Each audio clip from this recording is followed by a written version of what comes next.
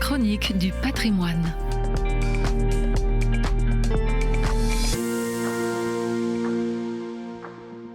On pense spontanément que le style gothique évoque la seule période du Moyen Âge du XIIe au XVe siècle.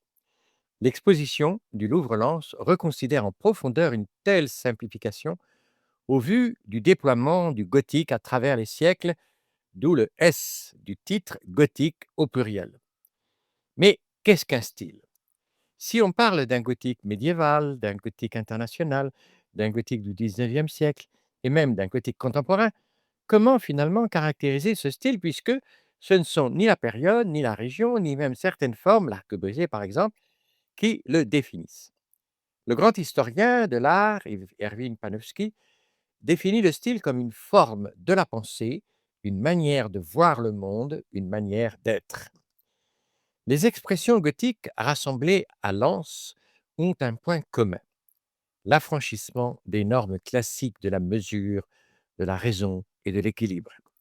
Il y a dans une forme gothique toujours un excès, une quête de performance idéale. Ainsi, l'arc brisé et la croisée d'ogive, qui inaugurent l'arc gothique médiéval, ne valent pas en eux-mêmes, mais pour la réalisation d'un rêve. La hauteur sans cesse augmentée d'un chantier à l'autre. Au XIXe siècle, le gothique réinventé fait rêver à un Moyen Âge romantique plus populaire que les modèles académiques qui continuent de s'ériger en normes autoritaires.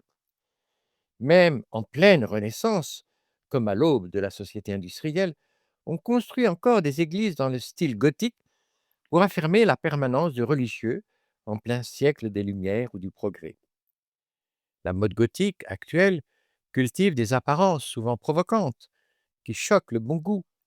Là encore, c'est pour s'affirmer dans la différence.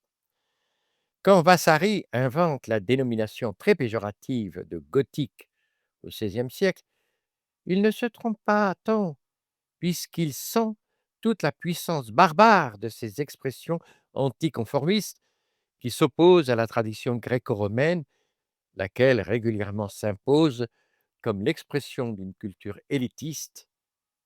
Alors, il faut souhaiter que vivent encore longtemps ces formes gothiques libres d'un humanisme sans cesse imaginé et original.